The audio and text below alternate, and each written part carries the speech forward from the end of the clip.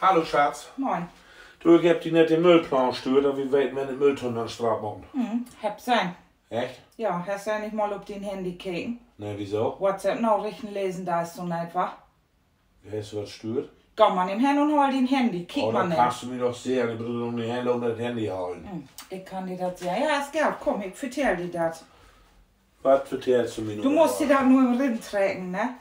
Ich mach mir hell Tag Gedanken. Stell mich hier in den Köken, guck was zu freten und so was.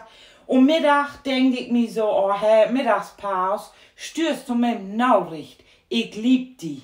Und was krieg ich als Antwort? Ein Müllplan. Das hätte ja funktioniert. Aber, nun weiß ich aber, was den Rest vom Tag laufen da, ne?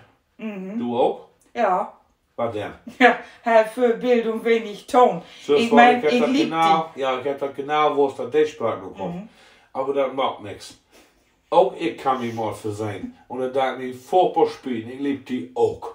Ach, So. ja, denn, das geht mal auf den Müll.